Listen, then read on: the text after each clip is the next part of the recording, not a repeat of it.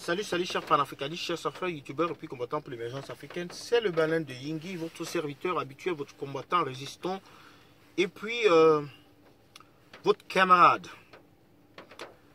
Alors aujourd'hui, je vais vous lire quelque chose que j'ai pris sur le mur, je pense, Brice Berthaud. Coup de gueule, Paul Biya, un homme incompétent et méchant. Je lis.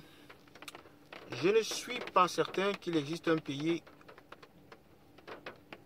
d'Afrique ayant les mêmes potentialités démographiques, des ressources naturelles importantes, une population aussi dynamique, mais un tel niveau de sous-développement et d'abrutissement collectif. La CAN 2019 est la preuve que ce pays-là est dirigé par un fantôme. Ah oui! C'est incroyable ce que l'on observe là. Voilà un type qui décide d'engager plus de 1500 milliards pour une CAN 2019 au Cameroun. Même au moment de son attribution en 2014, ce n'était pas urgent. Le Cameroun était en guerre contre Boko Haram. Et les chantiers des grandes réalisations qui devaient permettre d'améliorer le cadre de vie des populations, ainsi que la productivité économique n'était pas achevée. Mais parce que c'est un monsieur orgueilleux, plus superficiel que profond, il s'est lancé dans ce projet juste pour faire comme son prédécesseur Ahidjo qui avait organisé une CAN. Dès que la CAN 2019 est attribué au Cameroun, on lui transmet les rapports des commissions dès 2015. Il ne lui reste qu'à lire et signer. À demander à son bandit de SGPR, secrétaire général de la présidence de la République, où en est-on avec ce dossier? Rien pendant plus d'un an. L'inertie qui le caractérise vont guider ses actions. Il va se taire et rien ne bougera. Puis, Dieu envoya Ahmad. C'est à ce moment que Biya se souvient qu'il doit organiser une CAN et valide des marchés de gré à gré de dizaines, voire des centaines de milliards proposés par ses collaborateurs. Imaginez les rétro-commissions. Mais très vite, les journalistes, les lanceurs d'alerte, les services de renseignement, les acteurs politiques tirent la sonnette d'alarme et indiquent que l'on va tout droit au mur. Que la CAN nous sera retirée. Ce que l'individu fait, c'est de rester dans son bureau à étudier ou en Vomeka pour lire les rapports mensongers envoyés par ses collaborateurs que nous accusons justement de banditisme.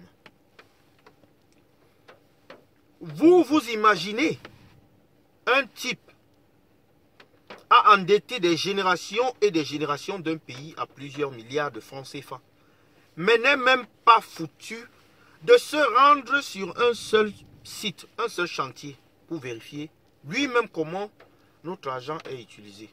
C'est terrible. En plus, il se dit chef de l'État.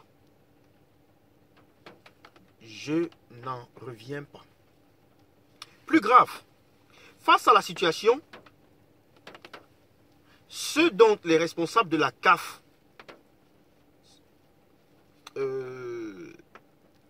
qui décident de le rencontrer à Yaoundé, c'est donc les responsables de la CAF qui décident de le rencontrer à Yaoundé.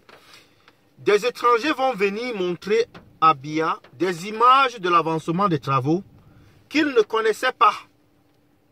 Et ceux contentaient des faux rapports. Tout un chef d'État. Quelle honte! On apprend qu'à ce moment, il a compris que cela devenait difficile. Mais encore plus grave, quand les responsables de la CAF tournent le dos, ils ne se bougent pas, ne se rendent sur aucun chantier, ne remplacent personne pour montrer qu'il tient à sa canne. Il s'assoit à nouveau dans son lit et se gargarise de louanges vulgaires et idioties chantées par ses collaborateurs bandits. Et ce, jusqu'à ce qu'on nous retire la canne. Il ne s'arrête pas là. Plus d'un tiers du budget de l'État a été engagé. Un vrai patron face à cette humiliation s'adresse à la nation. Sanctionne. Prend publiquement des engagements. Non, le monsieur dort calmement chez lui. Pour vous montrer qu'il va bien, il se filme lors du 48e anniversaire de son épouse et met des photos en ligne. Alors que le peuple est en colère et se sent humilié. Un manque de pudeur indescriptible. Je ne sais pas si cet homme est encore humain. Mais je suis convaincu de deux choses. Il est à... je ne sais pas, la conclusion. Laissez-moi un peu réfléchir sur ça.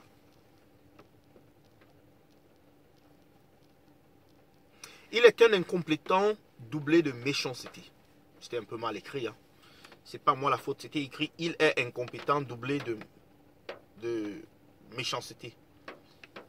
Il est incompétent doublé de méchanceté. Donc c'était un peu bizarre quand même. Hein. Il est un peu incompétent doublé de méchanceté. Ok. Je vais vous lire ce que quelqu'un d'autre a écrit ici. Monsieur Jean-Marie Ndongo. Pour vous, l'amour du pays, là je pense que c'était un message qui était adressé à Charles Ndongo.